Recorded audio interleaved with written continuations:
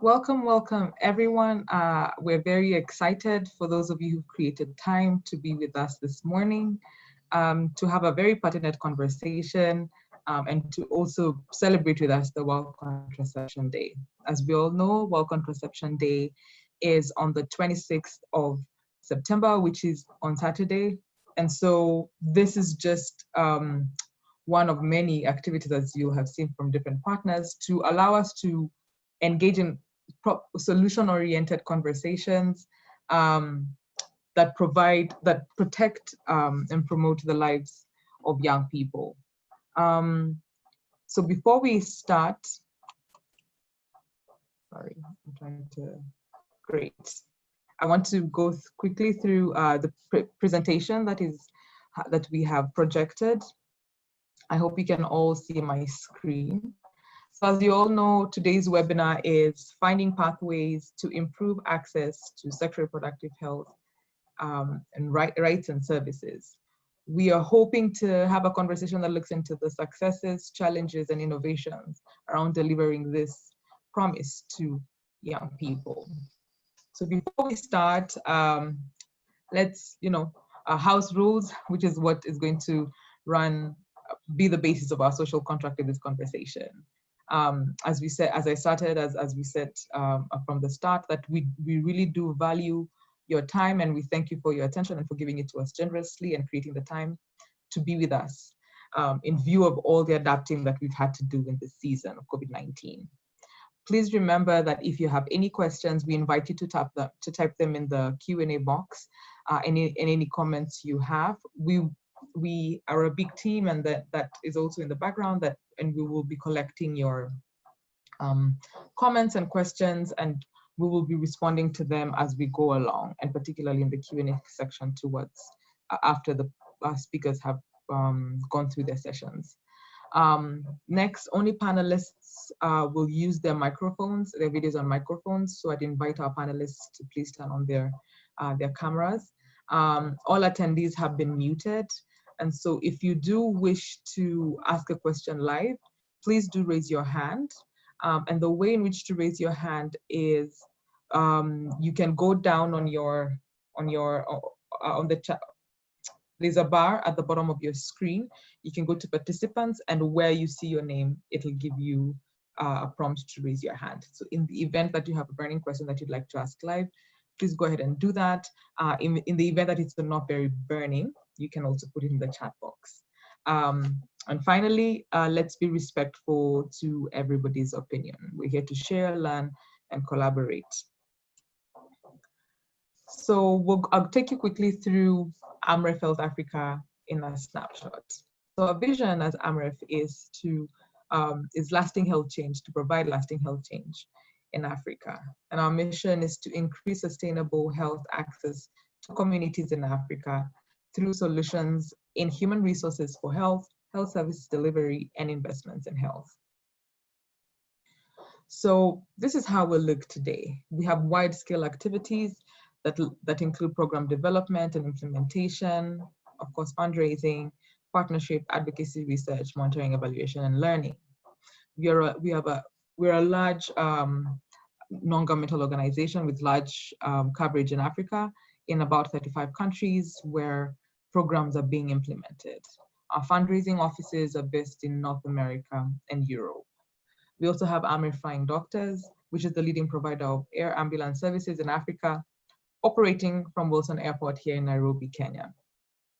We also have AMREF Enterprises Limited AEL, which is a social enterprise that is responsible for delivering sustainable social impact through incubation and scaling of innovative solutions.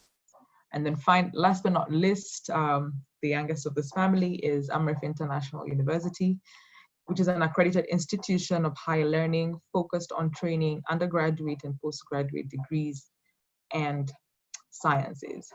So the objectives of our conversation today are to provide a background. We hope to provide a background information, contraceptives.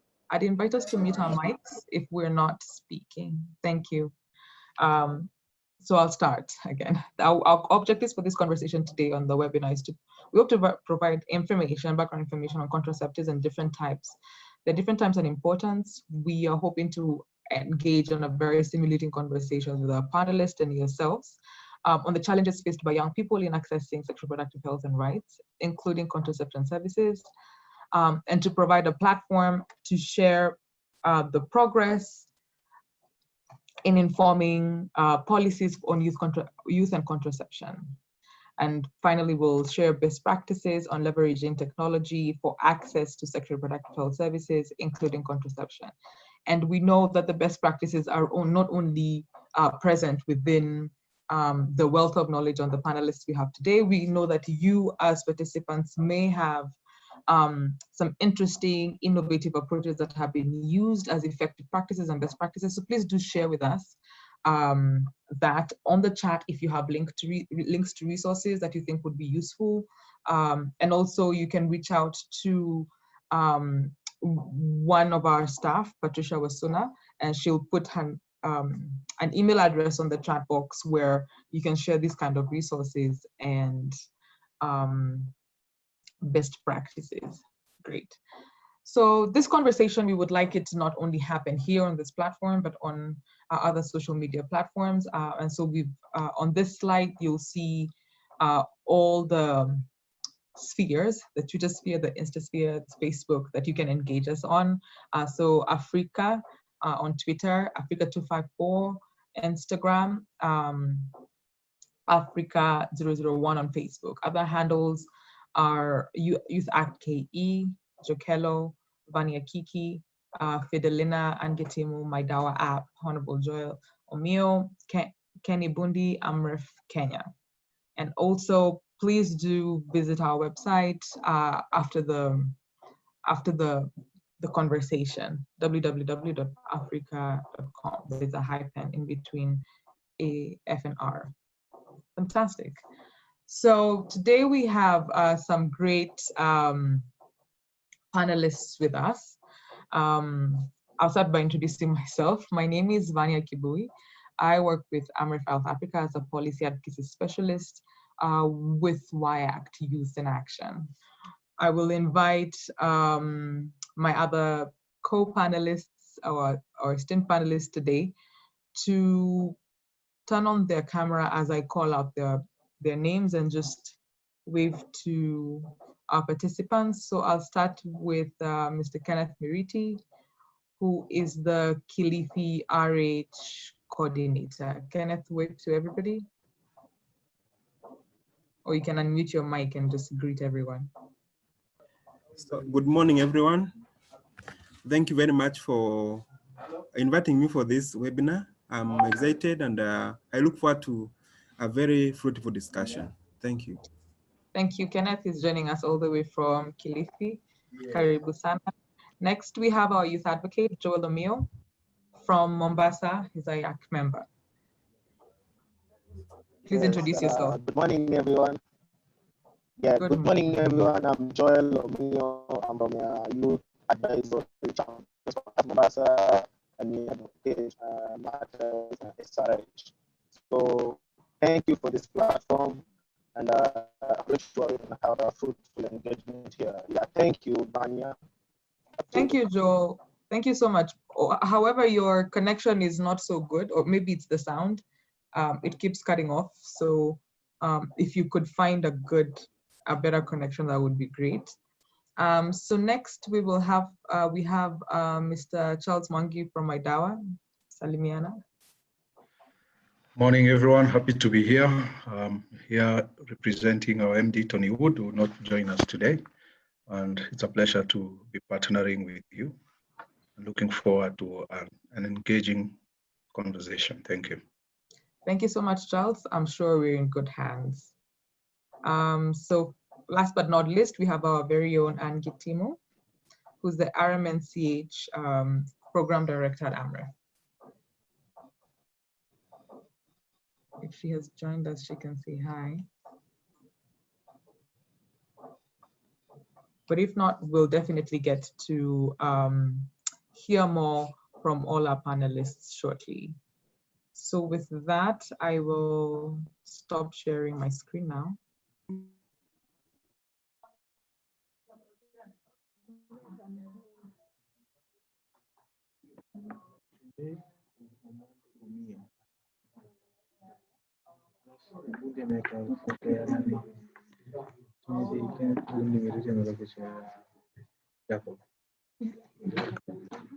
Thank you. So karibu sana.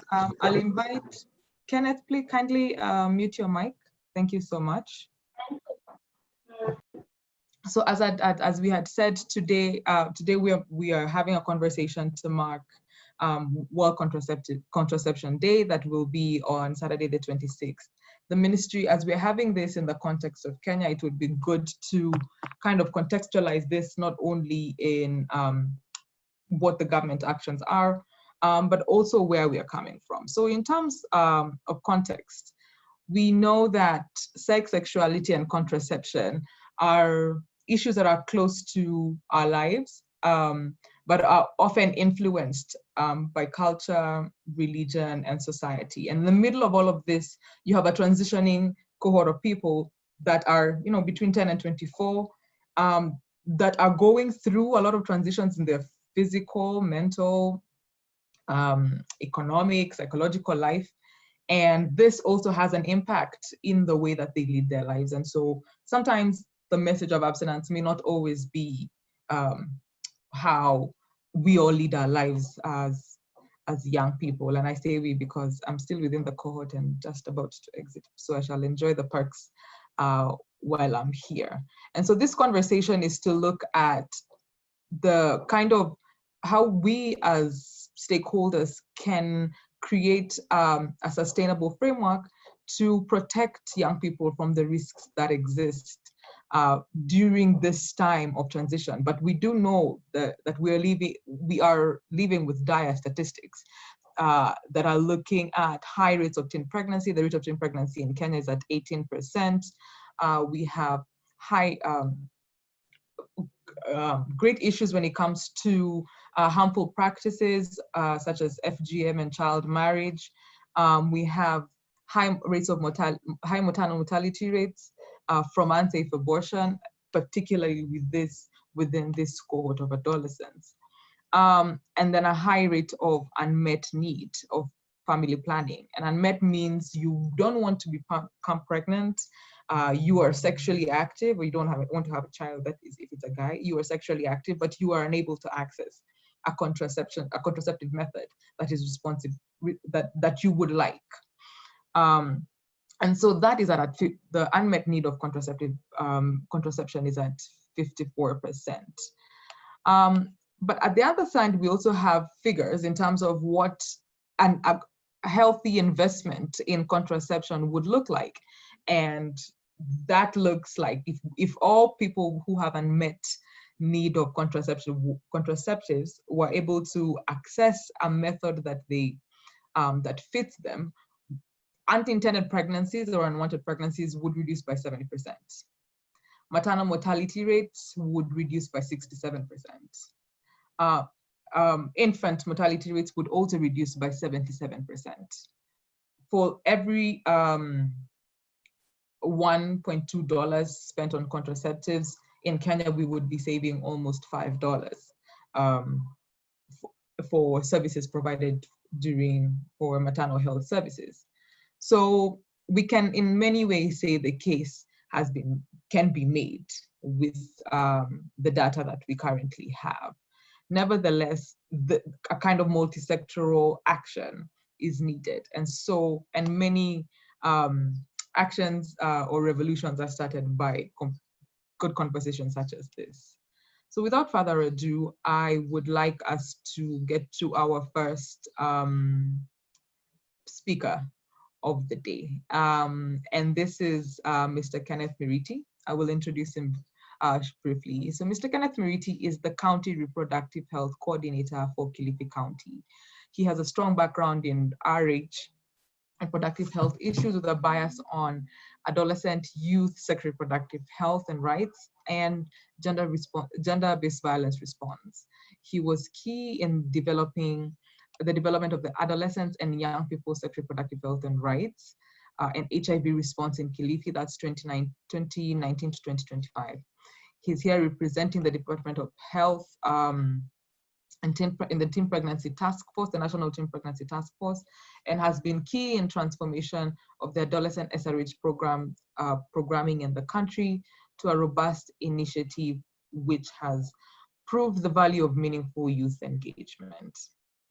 So, Mr. Miriti, we thank you so much for joining us.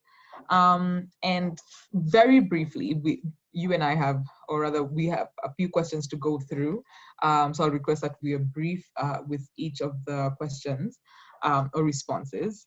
But very briefly, please share with us what your work as an RH coordinator entails. What does that look like?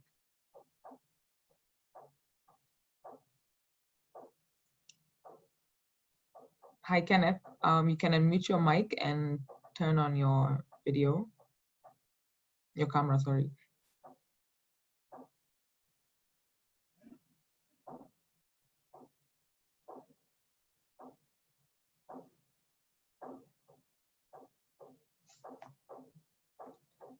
Or I can ask our IT folks to help us unmute him.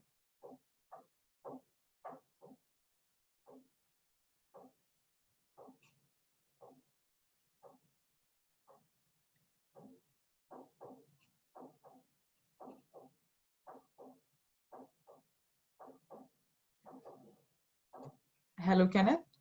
All right, so my request to IT support is that we can reach out to him and see what the issue is. Nevertheless, our internet conversation with Mr. Miriti is on what it looks like to work with the government or as government to support contraception within the communities and to implement programs that are community facing. So then we can switch things a little bit and start with Joel so that we can come back to Kenneth once he fixes his audio with that. And I hope all of you will come along with me on the journey with that. So Joel, I'll move to you. Yes. You are our awesome youth advocate today.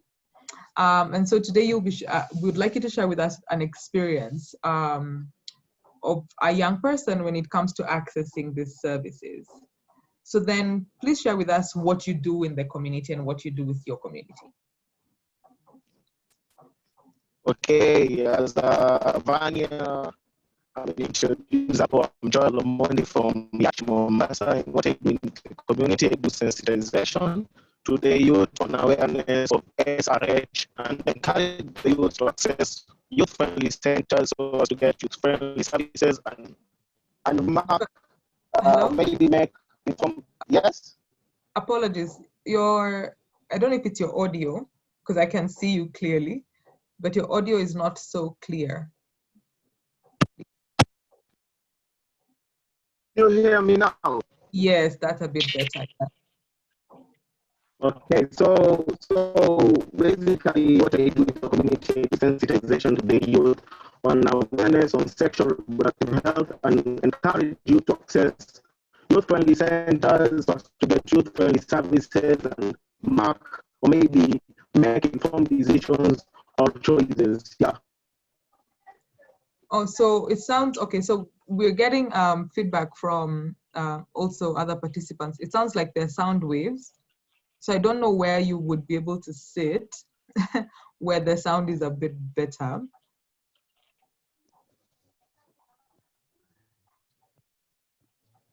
Yeah, I think I'm okay when I'm here. Okay. The only issue is we can't hear you very clearly. Yeah, the only issue is it's intermittent, so we can't hear you very clearly.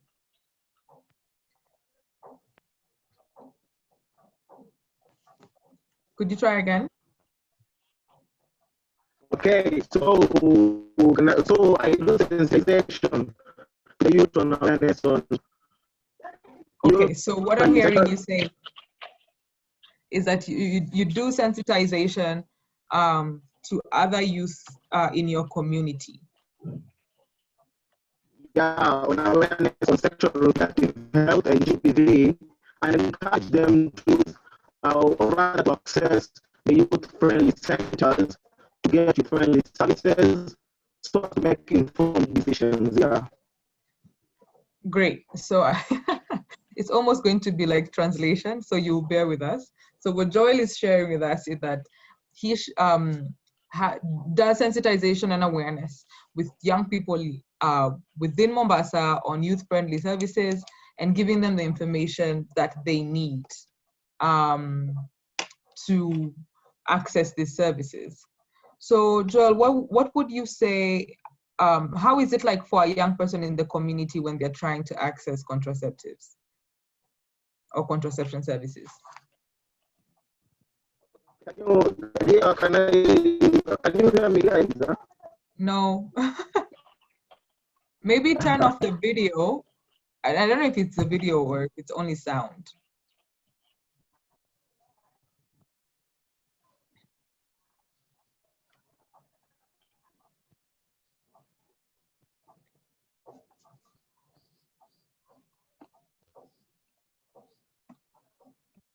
Hello? Could you try again? Hello. Yeah, try turning off your video and then try again, because it could be a connection thing. Oh, let me start from scratch, huh? Like, come again with your question. Come again with your question. My question was, I'm trying to, 1 minute before we get to that, I'm trying to see whether we can also support you to figure out what's wrong with your sound.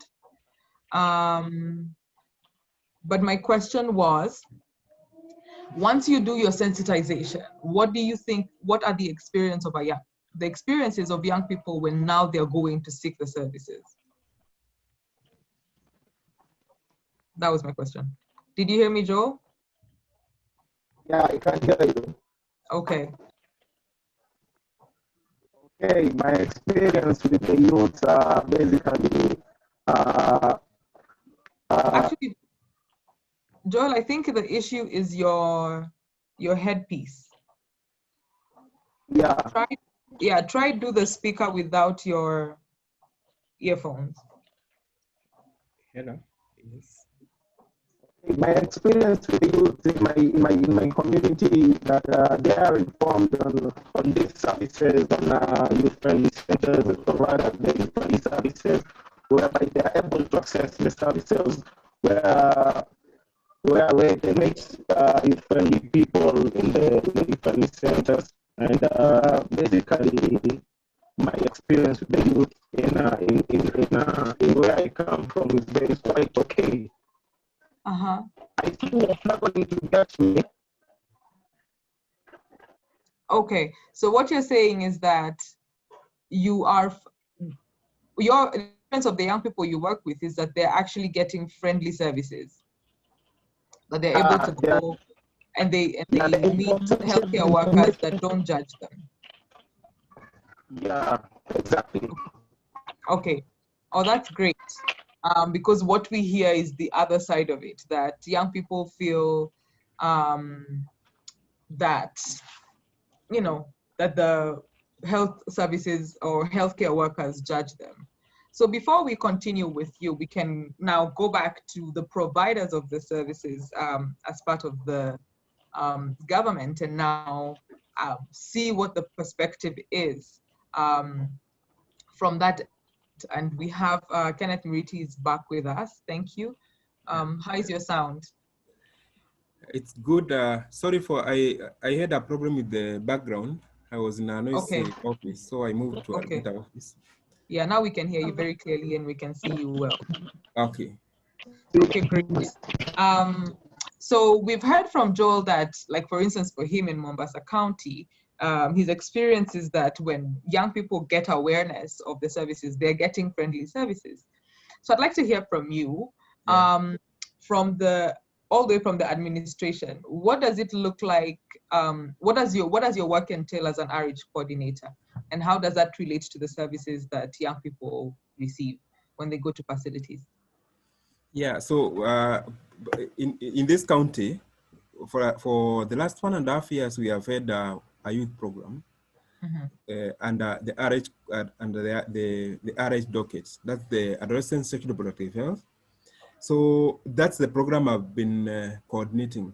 And so in this program then, we purely look at the young people service provision, the challenges with the young people, giving young people platforms for to be meaningfully engaged. For example, I remember in 2018, we had our first strategy, we involved the young people.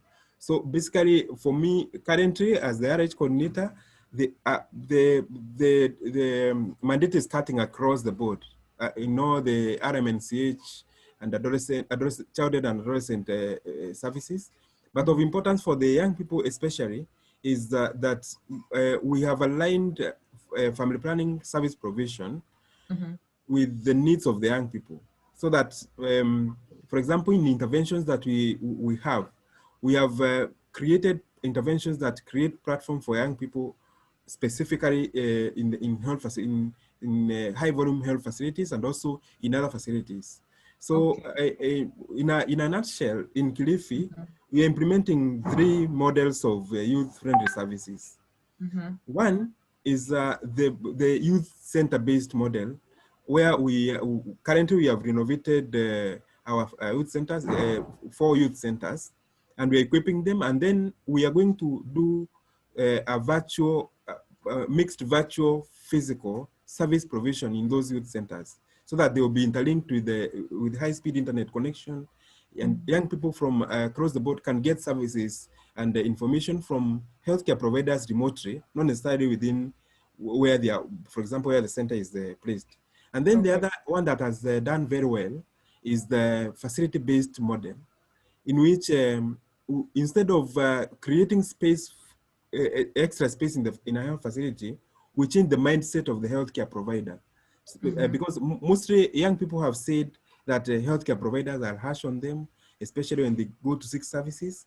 So what we have done is with the new curriculum, the new SRHR curriculum, we have trained more than 230 healthcare providers from across the county health facilities.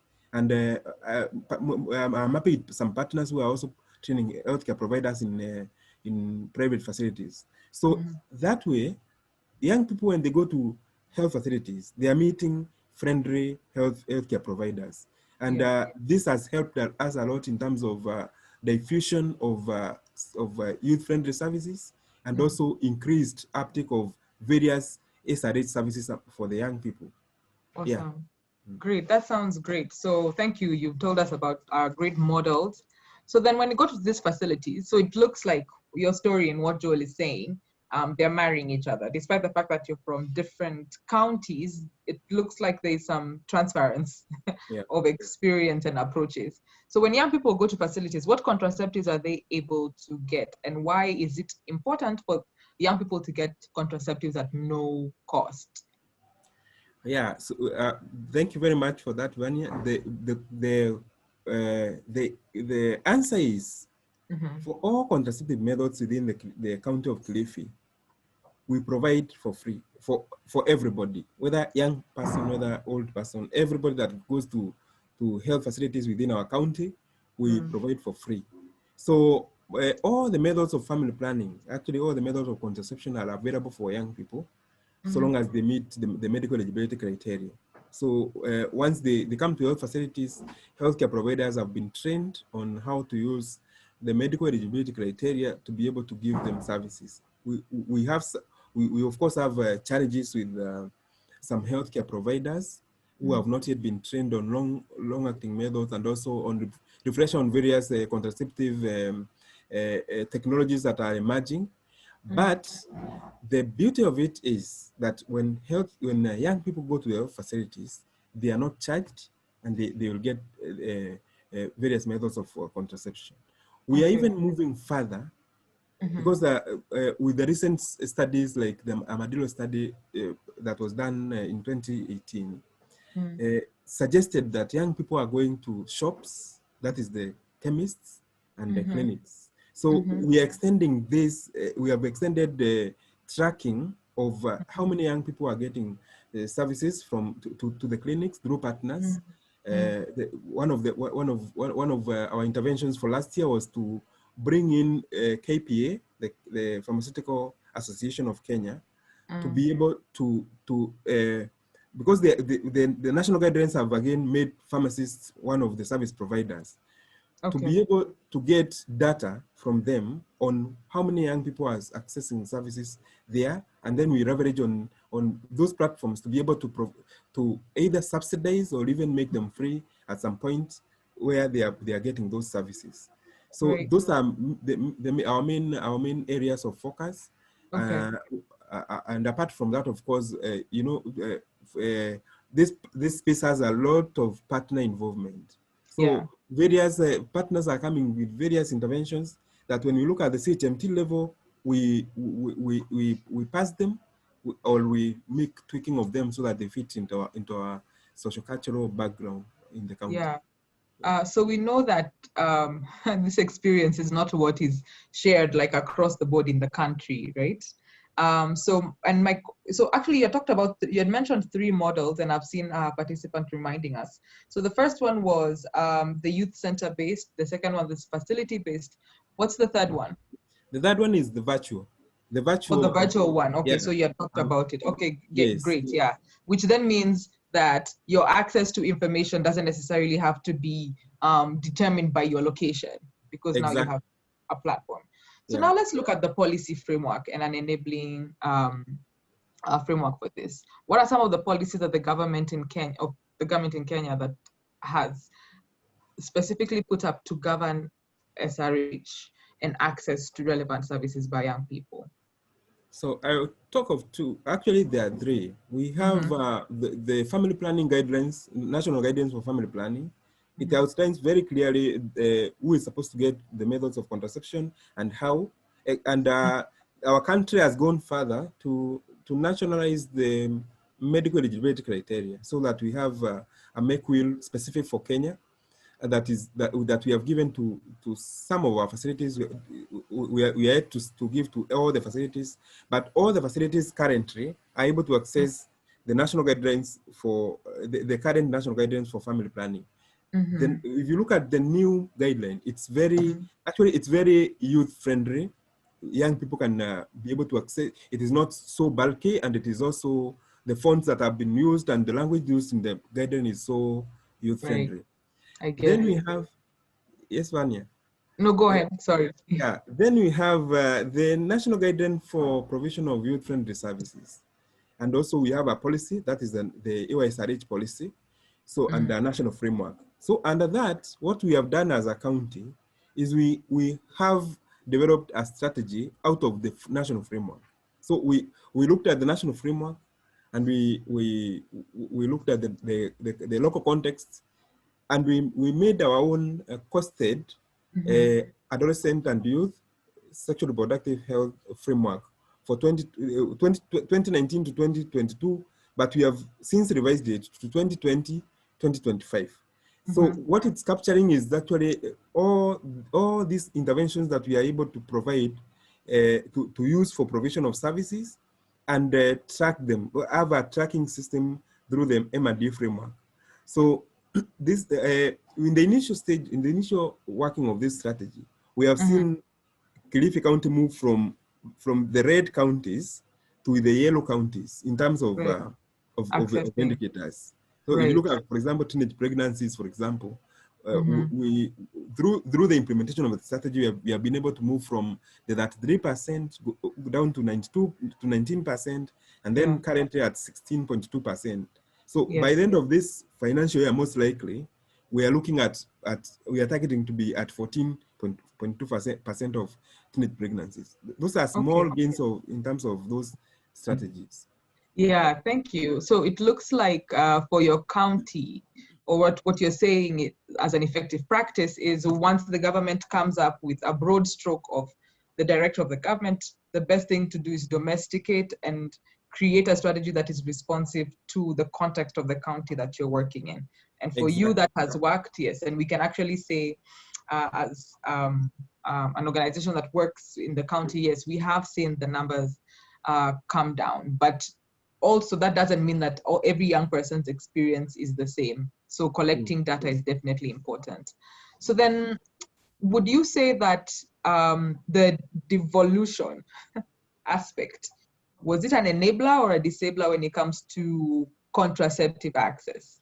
And as you say this, kind of think about the goodwill, I would say, aspect of adolescents accessing contraceptives in the country. Well, for those of us who have been in the worked in the health space for some time, for before and after devolution, the answer is yes. Devolution has created enabling environment for provision of contraceptives and for provision of SRH services among the young people. And the beauty or the good thing that has come out of devolution is buy-in by high-level government officials within the county. I'm talking of, for example, pronunciations by the county governor that they support young people's health program, they support young people's access to services, provision of monies, for example, like in Kilifi County, in 2018, we got 5 million for family planning, 1.5 million for adolescent program. And then the following year, the government moves from 1.5 for the young people to 7 million. So you can see the goodwill with the government. So comparing this with the previous government structure, that is where we were in national government, we tried so much. Actually, the national guidelines for provision of adolescents services for the first version did not pick at all. We trained healthcare providers, we did everything, but at the end of the day, we had nothing to show. But for this one, since 2017, we have seen a lot of improvement in terms of provision of the services. And as far as the contraceptives are concerned, the debate on contraceptives for young people, we always tell, my personal take is this, that when you look at data, that is service delivery data, we are getting so many young people coming to our health facilities with pregnancies. In as much as we have reduced the number of pregnancies to a minimum, to a manageable, almost a manageable level, the numbers are so many if you think of the adolescents, the person we are talking about. We are talking about young people below the age of 14 years, for example, young people below the age of 18 years getting pregnant. So where are they supposed to get to, how are we supposed to handle them after they become mothers, for example? We need to have responsive programs, family planning programs for these young people, and enabling environment for these young people to be able to access the services, the family planning services, contraceptive services, so that they prevent the preceding or the other pregnancies from coming up. Then look at the data that is coming for provision of family planning. Again, you see an increase. We're seeing an increase in terms of young people wanting these services. So they may not shout it out in the public, but they are shouting it out in the data. Yes. Yeah. Thank you so much. You've actually just recapped where we're coming from, in that there are some successes when you look at specific counties, but there's a lot of political will to be garnered at the national level, and are telling us as advocates to look at how we can work closer with our county governments. Thank you so much, Kenneth. So stand by. I know there are many questions that are coming for you. And we'll get an opportunity to gain more from you. So I'd like to go back to Joel and ask maybe one more question. Joel, can you hear me? Yes, I can hear you. I think my connection at the moment is quite okay. It's still a bit iffy, but I can hear you clearer. What I want to ask you is, what do you think the role of, what would you say is the role of digital platforms, such as Africa, in increasing young people's access to contraceptives?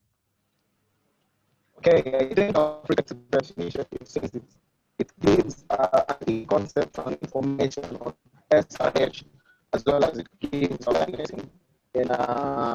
to the youth on matters of youth-friendly services and contraception as large. Also, family planning. I think the outbreak of family planning would reduce the rate of teenage pregnancy. So I think it's a great way to sensitize people in this digital economy of ours at the moment. So, but there still need to go on the grassroots since the marginalized places are not updated about this platform, these online platforms such as Africa. So I think there is need to do sensitization in the marginalized places, the grassroots level. So yeah. All right, great. So for those of us who didn't hear, Joel is sharing that the digital platforms are a great opportunity to sensitize young people and share available information. But not a lot of young people still know about the availability of digital platforms. And so there's a need to step it up in terms of how we use them at the grassroots level. So we have young people, we have some facilities where there are people who are trained. So Joel, tell me, what challenges are young people facing when they go to access a contraceptive? Because the truth of the matter is not all young people are experiencing having a great experience. So very briefly, what are the challenges from a young person's perspective? Okay, so the challenges that the young people are facing in accessing this YST, which are the youth-friendly services, the youth-friendly services, they are quite, they're not many in these communities. Mm-hmm. There are not many. You might find up a sub-county, the youth-friendly centers, they're like two of them. Like in my sub-county, which is the Ombu sub-county in Mombasa, we have like 3. So we need to add more youth-friendly centers in these places, rather than in the county or other sub-counties. We need to add them since they are too little. And number 2, the youth-friendly centers should be fully equipped. What I mean by fully equipped is that the youth-friendly centers should have internet access, which are the Wi-Fi's, should have a mirror, so things like that, and IEC material. So we need as a youth, we need these things in the youth-friendly center. And also in youth-friendly centers, we need a youth there, like a youth who is 28 years and below, so that she can be youth-friendly. Because most of the youth-friendly centers, we find that the people who are there, they're too old. I get that. So what about commodities? Commodities, I say that we need IEC materials in the youth-friendly centers, and the budget of this YFC is not enough. Since if you need a youth there, that youth who will be in that youth-friendly centers giving out youth-friendly services should be paid. Something like that. So the budget allocation of this youth-friendly centers is not enough. So we need budget in every financial year of the county. We need budget to these youth-friendly centers. So and the youth-friendly services. My last point. The youth-friendly services should be private and specials. They should be what? Private and specials. They should be friendly. Private. Oh, private. Thank you. Private. Yeah. I'm sorry, guys. Okay. Sorry, but I hope you. But I can hear you. So the youth-friendly centers, most of them, they are in public places, like they're just open. So many people can't access the services because they feel like someone might want to access, maybe to take prep or other prep. But the youth is not comfortable with the place. So we need comfortable youth-friendly centers in these communities rather than these health facilities. And we need youth who can sensitize them and give them counseling in these youth-friendly centers. So back to you, Vanya. Thank you, Joel. So just to summarize, the challenges that Joel has shared with us is that youth-friendly centers are few. And he's talked about maybe 2 to 3 in a sub-county. And if you compare with the population, that's a challenge. So there needs to be, action to add the centers. Also, they're not that well equipped, both on the side of commodities and other facilitative equipment, whether it's internet or IEC materials or a place just to go and receive the services, is a challenge as well. The healthcare workers there are much older, so they would like younger healthcare workers or contact persons at youth-friendly facilities, and they are offered in public places. One of the things for all of us who've engaged, even for us, when you want to go get services, you want privacy. So, and privacy is very key when engaging with young people. As we do this, it's important to reflect on the season we're in terms of COVID-19 and the fact that even regular services were disrupted. And just to say that that the theme this year for the Ministry of Health on the World Contraceptive Day is sustaining family planning services during the COVID-19 pandemic while marching towards sustainable domestic financing for family planning. So I think that in the themes that have been addressed by the previous speakers, we can be able to weave in what the focus or the priorities of the government are and how those would be responsive to the situation we're in during COVID-19 and after, because it's all about sustaining SRH services during this time. So thank you so much, Joel. So I'll then move to Charles Mwangi, who is our representative from MyDawa, and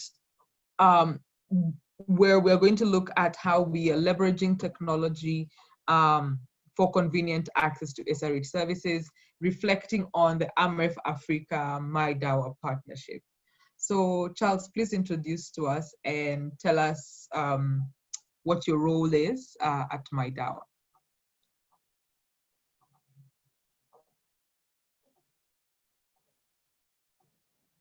Charles, did you hear me? Your mic, you're muted. Sorry, I didn't get you. I didn't get your question. Oh, I was saying, I was inviting you to introduce yourself. Tell us what your role is at MyDawa. Okay, sorry, I didn't get that. Sorry. Well, my name is Charles Mwangi, like I have said. My background is in pharmaceutical marketing and selling. So within the supply chain of the pharmaceutical industry, that's where we engage, and that's where MyDawa comes in. Okay. And my role is basically business development, and therefore sales is key to what I look at. And products like we are talking about today, contraceptives, form part and parcel of what MyDawa is all about. And probably briefly to explain what MyDawa is. Yes, I was going to ask that. How did MyDawa come about? Yeah. It's a very simple idea, basically. Within the supply chain that I've mentioned about within the pharmaceutical industry, if you work with me in your mind, you will find that pharmaceutical industry, for example, we have a manufacturer who is either local, sitting in Kenya here, or a manufacturer sitting in India or Europe or America. And then we have an importer who imports a pharmaceutical product, let's say a contraceptive, for argument's sake. And therefore, when that product is imported, then it has to be given to what we call distributors, and who will give to wholesalers, or if it is through the government, like the Kilifi County, it will go through a tender, through KEMSA, or the government tendering, or NGOs. And then it will be dispersed to the various clinics. And therefore, we are saying that before a product reaches the consumer or the end user, it will have 4 to 7 levels, depending on whether it is government or private. In the private, it is even longer. It can even take 10 steps. At every level, everyone is in business to make some money. And also at every level, there is no ownership of a product. It's that how it is kept, we cannot monitor. Remember, it's a pharmaceutical product. It has to have the intended quality that the manufacturer had when they're making it, by the time it gets to the patient. And therefore, you find that there are quite a number of challenges or compromises that can be within that supply chain. And therefore, MyDawa comes and sees this particular problem, and we want to give it a solution. Therefore, what is a solution? Very simple. Go to the manufacturer directly, pick that item, come and put it in our secure warehouse, and then bring it direct to the consumer. How? By leveraging on the technology. And therefore, through the web or the app, mydawa.com, you will be able to simply access the product. If it's a prescription item, as most are, then you will need a prescription from a recognized medical practitioner, which you will upload. Then we shall give you a quotation of it.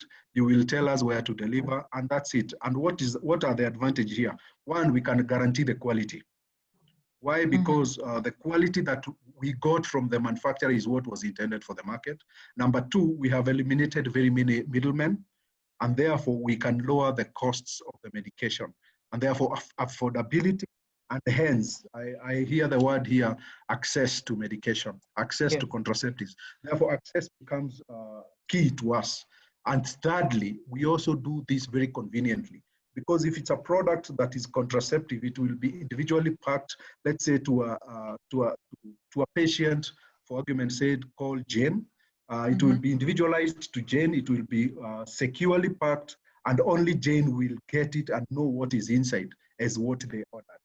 Therefore, you have a high level of privacy, and that is what MyDawa basically is talking about. So privacy is key to us, and also quality. So those two aspects are very important to us. All right, thank you so much. So I hear some interesting things in terms of reducing the number of levels a product has to go through before it gets to the consumer, which then means it addresses the cost and low cost. So I have a question in terms of, you know, that young people, the way that the way the setup is, I have to go to see a healthcare worker before, I hope you can hear me, I can see you walking away. No, I have to go to a healthcare worker before they tell me, they assess me and then they tell me this is the contraceptives you'll need. So how do you bridge the gap in terms of the kind of information that young people would need once they go to your platform? Yeah, one is we work directly with medical practitioners whom we are engaging on a daily basis to let them know how the platform works and what is available on MyDawa. Number two, then we have partnerships like we are having now with AMREF on this particular program of Africa, where you would be involved. Africa would, for example, be involved more with the consumer and therefore delivering information.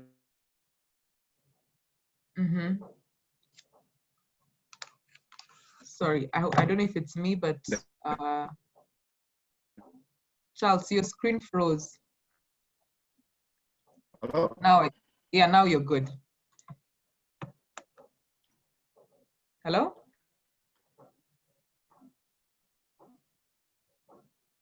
Hello? You can hear me now? Yes, now you're Hello, good. you can hear me? Yes, yes. Now, I was saying yes. So our part is basically, we would partner with people like AMREF so that when it comes to information, you would provide us with the information that your clients would want.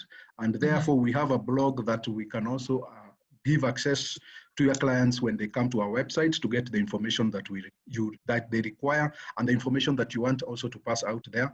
And our real aspect for us is to make sure that we fulfill and get the right product to the client, to the end user. Okay. And therefore, to us, quality.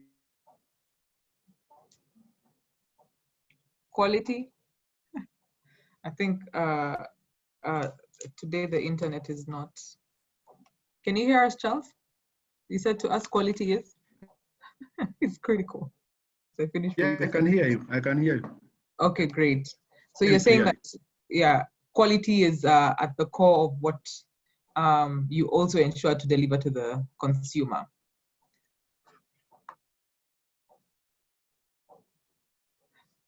Okay, Charles, can you hear me? I had one last question for you.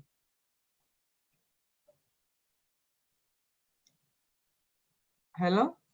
All right, as Charles fixes his internet, and I hope I'm still audible and my screen hasn't frozen. Charles, are you good now? Yeah, you can hear me? Good. I think my internet is good. I don't know what is happening on your side because I can see you, but oh, maybe I seem to be losing you. Yeah. Yeah. Oh no. I think I can hear you now. My last question was, what are the geographical areas that My Dawa app works in? Yeah, actually, we are in the whole country. We can be able to deliver an item or product to any part of the country. But for now, for us to give you what we call our SLA or standard level agreement is we guarantee that you will get your medication within 4 hours. Once you place an order, it is now midday, you will get it within 4 hours. But outside Nairobi, because we are yet to get out of Nairobi, we talk of next day delivery because there we have to use courier services like Fago. All right. Yeah. And I hope you know there are areas in this country where you need a donkey to access because there are no road network. Yes, and that is an area. Correct. That's an area we are also exploring with interesting partners also that are coming into the market that are actually doing courier services to the very, very deep areas where you're talking about only donkeys get to. Yes. Yes. Yeah, we recently did a sanitary towels distribution, and that was one of our experiences, being able to reach those who are, so that you don't leave anyone behind. So finally, how do you see this kind of partnership, My Dawa Africa, AMREF Africa partnership, increasing access to SRHR commodities and contraceptives for including contraceptives for young people? I think one, it will have a direct numerical increase. One, because I hear a lot of, like from Joel, I've had a lot of issues when it comes to privacy. And here it is possible such that if a client, a youth goes through Afrique, where they register, they are able to see what is available on Afrique by a direct link to My Dawa. They are able to see exactly what is available. They can be able to request for it through their healthcare worker on the ground, as is required, because you have said correctly that most of these products require a healthcare practitioner, a prescriber to actually advise the patient and also to counsel the patient on how to use that. And to us, that is also very key. And that is why we will be comfortable working with people like AMREF, because we know that they have enough healthcare practitioners on the ground. And therefore, once we can talk about numerical increase by direct access. Number two, also an increase because of the privacy. The fact that it is so discreet and so easily done for youth who are also, again, leveraging on technology. They don't have to go asking anybody. They only need to speak to a healthcare provider, go to their phone or a website, and they will be able to access the product. So it becomes access, and again, also it will be with a guarantee of quality. We are sure that what the intended contraceptive, for example, will work the right way because it has that guarantee from the manufacturer.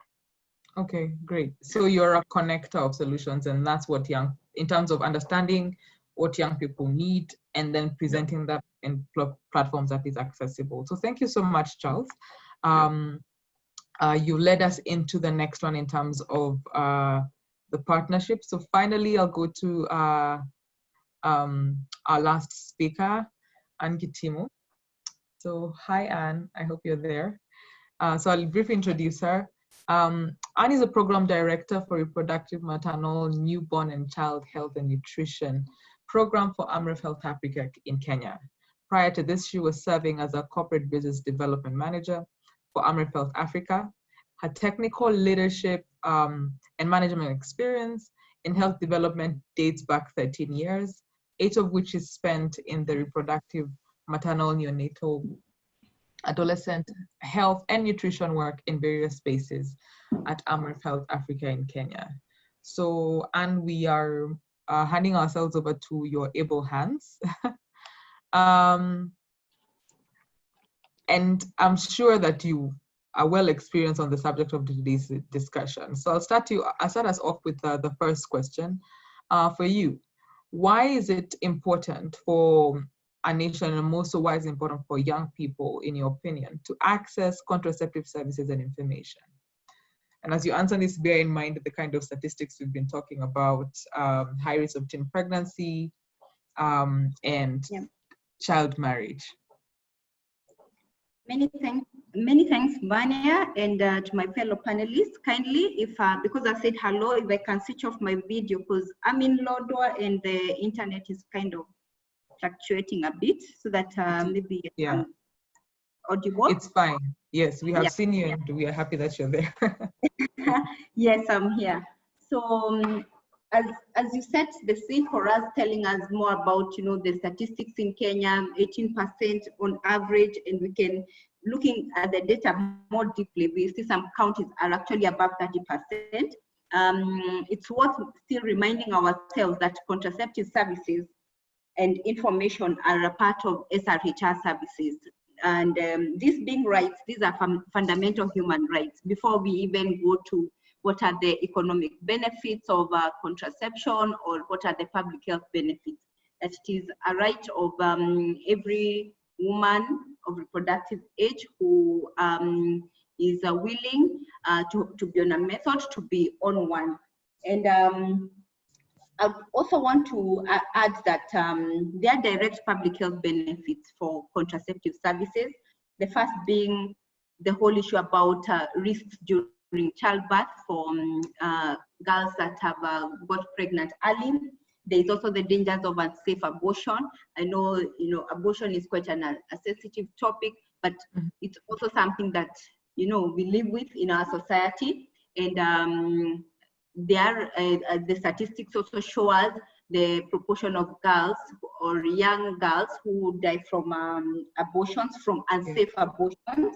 Yes. Then there is the whole thing about the economic benefits of contraceptives, which include continuity of education. Once a girl gets pregnant, there is distractions in her education. And while we do, in Kenya, we do have very good policies. Like we do have the, the return to school policies, there are guidelines that are part of that. But they are quite sometimes not very practical, because a girl is, you're told that you can continue with your schooling until time for delivery, but we know it's quite an environment that does not allow a girl to you are like in a free-sized uniform and you're with other girls, they are going for sports. So it's a challenging, in a practical sense, it's quite challenging for girls, and there is evidence to show that. Then the other thing is that they're not always willing to return to the same school, and there are costs involved. You have to change uniform, you have to maybe change location to another school. So there is all that disruption, and usually they end up not going back to school. Then there is a whole issue of relating the public health benefits and education to economic benefits in the long run. So we find that the girls are not able to become, to have a good employment and that kind of thing. And in the end, it affects, that whole cycle of poverty for majority of the girls. So I would say that contraceptives are quite important in that whole regard in a broader sense here. Yeah, thank you so much. Yeah, you've actually hit the nail on the head on reaping demographic dividend. We cannot reap it if we're not investing in the health and well-being of young people in the country. Yeah. So how is AMREF Health Africa creating demand for access to RH services, particularly contraceptives? And what has been the progress or achievement so far? Yeah, thank you, Vanya. So as AMREF, we really do value partnerships, and in most instances, we do work with a lot of partners, whether CSOs, but first and foremost, we are very keen to work with government. We are very keen to be aligned with government, but at the same time, ensure that we are inputting policy processes and ensuring that the right things are in place, and that the voice of young people is heard. And the first, I would first of all look at what we are doing here in Kenya with regards to improving access on the supply side. And the most important that I would start with is the whole issue of positioning contraceptives as or family planning as a best buy for counties. We are funded by FCDO, formerly known as DFID. To work with 9 county governments to ensure that family planning is seen as a best buy by counties. Most of the counties are already offering, you know, family planning services, but deeper engagement with like the policy makers, the decision makers at the county level, is it a priority? So ensuring that we are presenting the data and having that kind of discourse on why family planning should be a key development issue for the counties that we are supporting. Then secondly, that we work a lot with the county government to improve provider skills for both public and increasingly we are getting into private sector in Wajir, Garissa, and Tana River. We are supporting the private sector there with support from one of our partners. We are ensuring that the providers have the confidence and the skills to provide a broad range of family planning methods, and not just to women who are, you know, termed as of the right age, quote unquote, but even to girls who may want a method. And our policies are not sometimes very clear on this issue, but it's taken up on case by case method, such that if, let's say, a girl already has 2 children, she's 14 years old and is going to a 3rd pregnancy, it's important to have these discussions, not just also on contraceptives, but on HIV and many other things that revolve around her reproductive health. So it is a case-by-case basis, and would say that increasingly the public sector is doing a good job in that, but also the data shows us otherwise that most young people prefer private sector. And that's a study like all of us can refer to. Chai has done a lot of work on that, and we can do better to, you know, to improve services across board for both public, private, so that people have choice.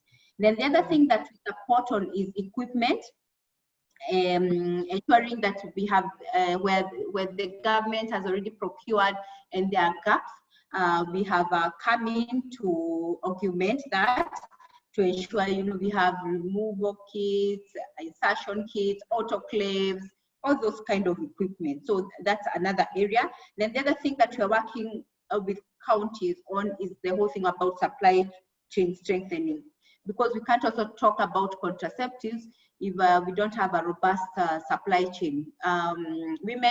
Young women will want these methods, but they're not available at the facility. So we are working a lot with counties to improve forecasting, quantification, and strengthening those committees, the commodity security committees. Then on the demand side, we are working with young people using a human-centered design, looking at the user. What does a young person want? Do they have the right information to make an informed choice? And if, let's say, you're a girl 10 years old and you have not begun using a method, we want you to have the right skills to stay, to abstain as you have been doing. So it is not introducing contraceptives to people who are not already, if you're already abstaining and you have the skills, you have good decision-making skills, so we improve that aspect of on it. So it's not like we just look at contraceptives solely on its own, but the whole area of SRHR, including life skills. Then the other thing that we are keen on is to embrace tools of our time, digital platforms, such as that partnership with MyDawa to ensure that we're increasing coverage and access. And we also have a very interesting project in Nairobi. We are using sports for girls to ensure that they have access to information and are linked to services.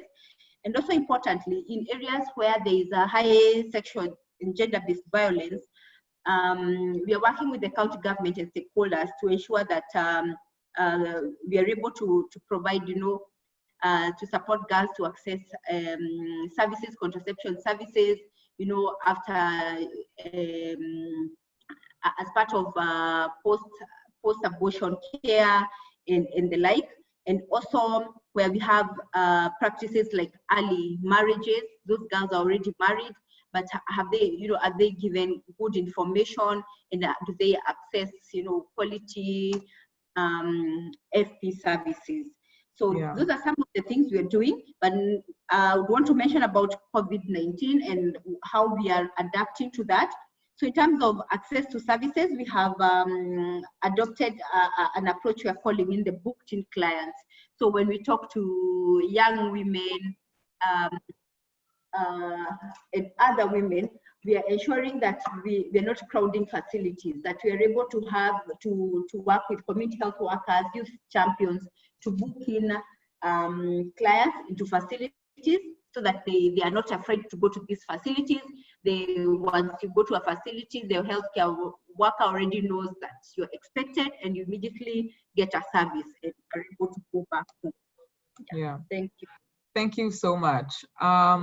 So my final question for you is, you could give us a brief strategic overview of how this kind of partnership, MyDawa AMREF through Africa, and how that kind of partnership is based to improve from your perspective. We've heard from the private sector in terms of what Charles has shared, but from your perspective, how would it then improve access to products, SRH products? We see this as a very important partnership. First and foremost, from the user perspective, having talked to young people already using digital platforms. They are very techno-savvy and use platforms for many other services, be they, travel, for shopping and that kind of thing.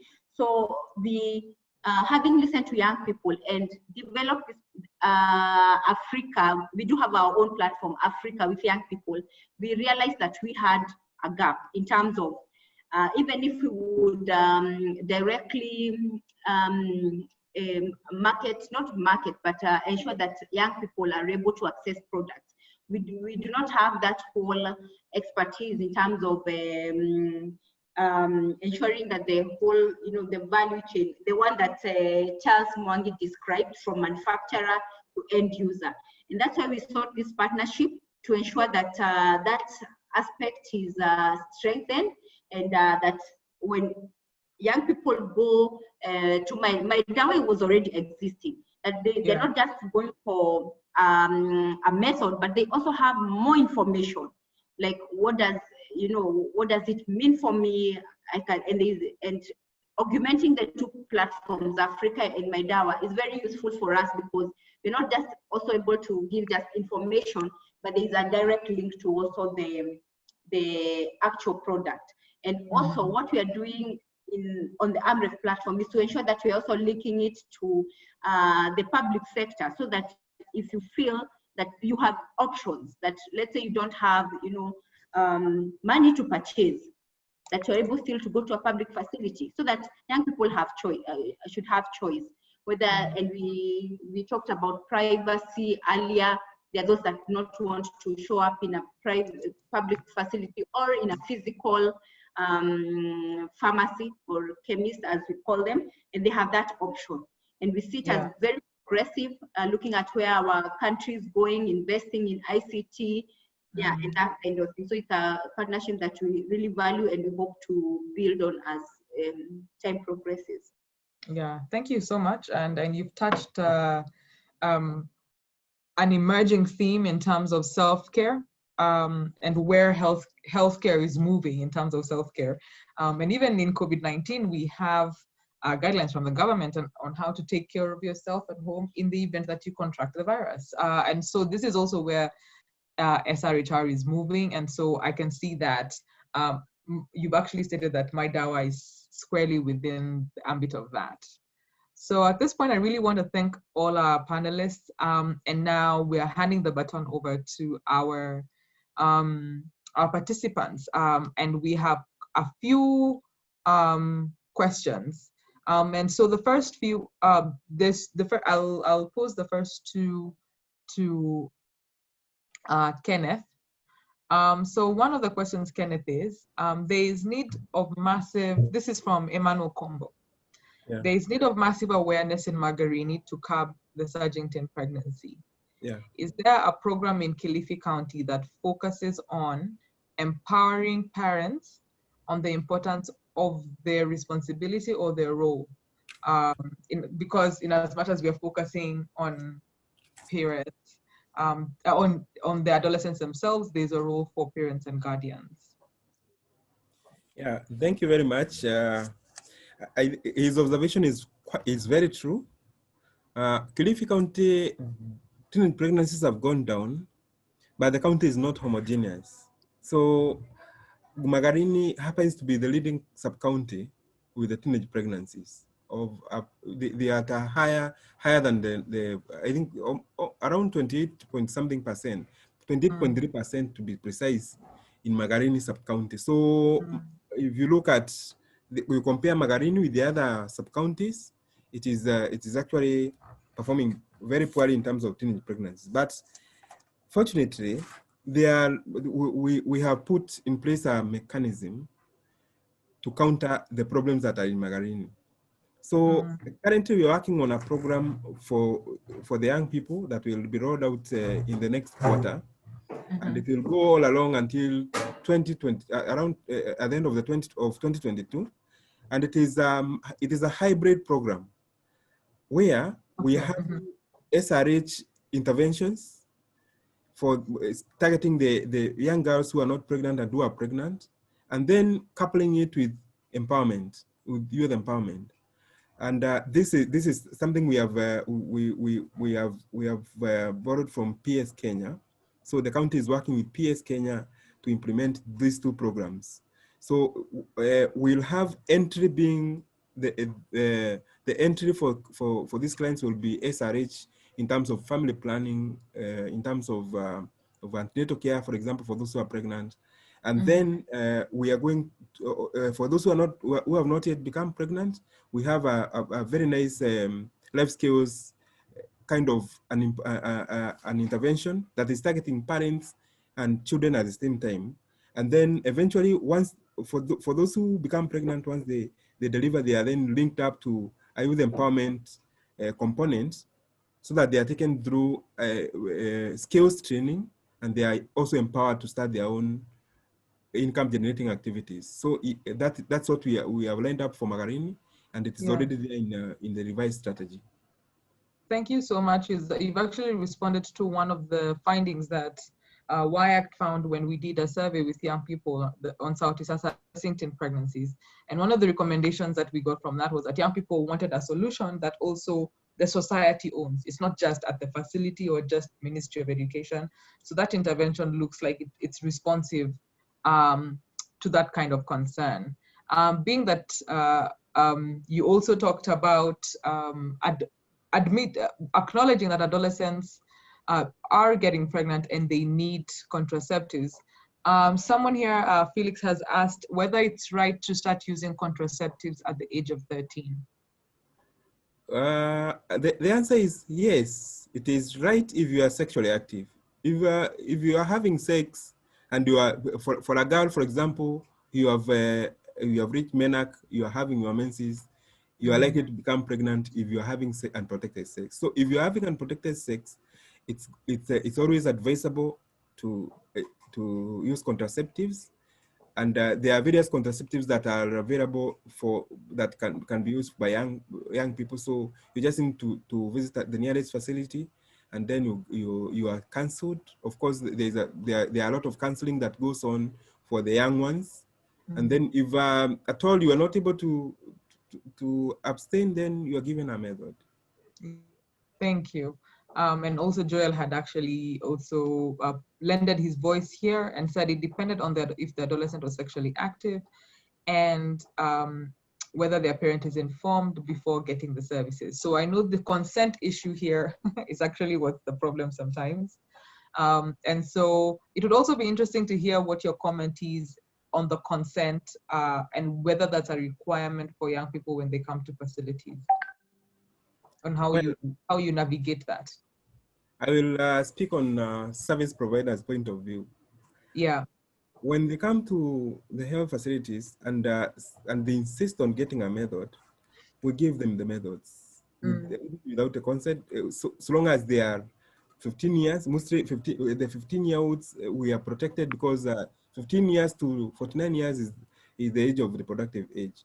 But if you look at our service delivery data, you realize that even young people below the age of 15 years, that's the 10 to 14-year-olds, majority are getting these methods. We are actually having a sizable number. In 2018, 2019, we had around 462 young people below the age of 14 coming to our facilities getting those methods. This year, last year, 2019, 2020, we have realized 662 of young people below the age of 10 years, below the age of 14 years coming for this method. So the answer is we give them the methods, and this is not something that is a secret, because we are having parents coming with those girls who are pregnant, and when you try to bring in legal issues, you find the community is also not receptive to the legal issues. So it is actually, we as a service provider, you are left between, you are caught between the stone and the hard place. But the easiest way is actually to assist the young girl, because at the end of the day, you are looking at we say the clinical decision making spectrum, where is it okay for her to come pregnant at 13 years? Then can I handle the issue of her being maybe lacking consent? Yes, I can. Because there is a rationale. Yeah, thank you. Thanks so much for answering that so comprehensively. There was also a question on whether Maidawa covers Kilifi alone, and we got a response during Charles's presentation that no, it's countrywide, and they promise next day delivery for contraceptives. There's one question here about community that I'd like, Joel, are you with us? I hope your sound is good now. Yes, I'm with you. Okay, yes. So there's a question here that's kind of looking at the two different sides that communities and young people find themselves in. What, in your opinion, as a young person, should be done to make the community understand that contraceptives are here just to help young people? Okay, so contraceptives to me, can you hear me? I can, but kidogo sound. I actually think it's your mic, your headset. I think you're Nikona Shida. I think if you did speakerphone, we can hear. Okay, to me, using contraceptives depends on the youth, or the adolescent, the AYP, which are the adolescent and young people, which are sexually active. Mm-hmm. Yeah, if they're sexually active, then they can use the contraceptives. Like you have just told me, you have just answered the question to Medjuma here in the Q&A section. Yeah. I've just answered to Medjuma that Medjuma she has asked that can you use family planning if you have never got pregnant? Then I answered to Medjuma that family planning methods are methods of pregnancy prevention. If you are sexually active and you fear getting pregnant, or rather you are not ready to get pregnant, you can access the youth-friendly centers to access youth-friendly services, whereby you'll get services of family planning, which is FP. So it depends. Yeah. I can just encourage the youth to use contraceptives if they are sexually active. Yeah. And if Thank they are you. getting pregnant. Yeah. Thank you. So in terms Anne, you're still with us? Yes, I am. So this question about community engagement. Yes. What is your opinion in terms of progressively? Because it feels like the healthcare workers want to help young people want the services, and we are sexually active. So what kind of interventions do you think would make the community come along the journey with us? Yeah, thank you. It's a question that's very important, because first and foremost, you know, a 10-year-old, 13-year-old, that's still a child. They've not reached the age of majority. So we must move together as a community. We must engage parents, and I hope that, you know, moving forward, we can partner with ministry, multi-sectoral approach, Ministry of Health, Ministry of Education, Gender and Social Services, Interior Coordination, civil society organizations, to better engage parents, because also the parent is a primary caregiver, and also should be the first point of contact to give, you know, some of this information. So it's widely felt that there has been a gap there, because parents assume the teacher will do it, the health worker will do it, yet it's a very sensitive issue. So the idea is to engage parents more, use the human-centered design approach, so that we are looking at the adolescent, we're also looking at the parent, how they come into that whole discourse, and moving to get forward with them. Because also when we say community, we have lumped it in with, you know, our religious beliefs and the like. And I hope that we would really do better on that aspect. And the question, you know, like when all the teenage data, the data is, you know, out there, there is some parents I met. Actually, they're colleagues, and they were like, this data, is it correct? Then I was like, no, we need to interrogate it. But I was like, do you believe that, you know, there are teenage pregnancies? They're like, well, yeah, like at home, I do have 4 kids who've been brought home by, you know, my daughters and the like. And I start having honest conversations. This thing, I think parents have just, not to accuse them of anything, have just been there and, well, mtoto ni baraka panaletwa, but there is a better solution to these things. I think it's for us to move together, engage better. Someone mentioned the multi-sectoral approach, and we don't want to leave parents behind, the community behind, so that we are more of a progressive society than one divided. You know, these are on that side, they are kind of propagating this and that. It's a tough call, but it's conversations we must have. Yeah, thank you so much. And you've hit many nails on the head on that, in terms of we can't live in denial anymore. And to be honest, us who are advocates and practitioners of advocacy, what we know is that there are certain norms, cultural norms, that were there before we came in and will be there after. So for instance, premarital sex being frowned upon has been there since the 1800s. Here we are in 2020 still talking about premarital sex. So there are certain things about society that will never change. What we need to do is ensure that those issues do not impede access. So I'll go to the, in terms, I think we've covered most of the questions, but I have one last one. So I invite our participants to bear with us just a bit more. I know we've gone a few minutes over time. We're just about to wrap up. And this one is back to you, Kenneth, as our resident healthcare worker, practitioner. So there's a question here about science and contraceptives kind of only being targeted for women. And I know that there have been advancements in creating contraceptives for men. However, the most immediate conversation usually is the talking about contraceptives should not only involve men and women. So how do you think that sexual partners can communicate on contraceptive choices? What do you think the role of men is? Thank you very much for that question. Last week we had a dissemination of our PMA survey for 2015, for 2019, sorry, Cliffy County survey, the survey that was done by SRH.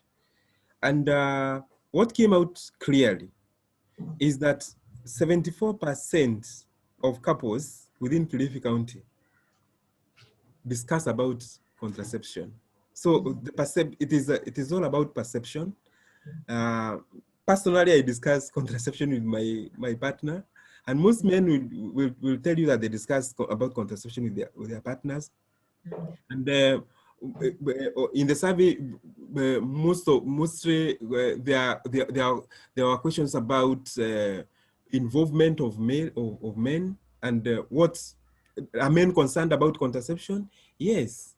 So I'm just giving this because it's for us to ponder in the next discussions about how we need to define male involvement in contraception, because at the end of the day, Sawa, we are looking forward to a method for men, but again, it matters contraception and matters pregnancy are so much passionate to men, most men, especially men married men and also men in very stable relationships. So I would say on a scientific base, yes, it is important for couples to discuss about contraception together. Thank you. So Hamadi, I think in terms of your question, because her opinion was that contraceptives were created for the wrong gender, given that a woman will be pregnant for 9 months, and in those 9 months, a man will have impregnated a woman many times. So just to say that there has been advancement in science, so there are contraceptives for men, but you see, there's still the cultural aspect of it, because we still think that contraceptives are only for women. So this conversation is the entry point, and as Kenneth has really aptly advised us, that this is a conversation that you should introduce amongst yourselves and with your partner. And now we also need to remember where the negotiation, empowering of young girls to understand what abstinence is, but also to understand what sexual violation looks like, so that they're not thinking that they're negotiating or having a conversation with someone who's sexually abusing them, because there can't be consent if the girl is 12 and it's a teacher. So that's the other aspect of this issue. So finally, I would go to 1 minute for each of our panelists to take us through to one last statement you would like to have. And not only will it be a last statement, a final or special message to the youth as we prepare for World Contraceptive Day. I can start with you, Charles.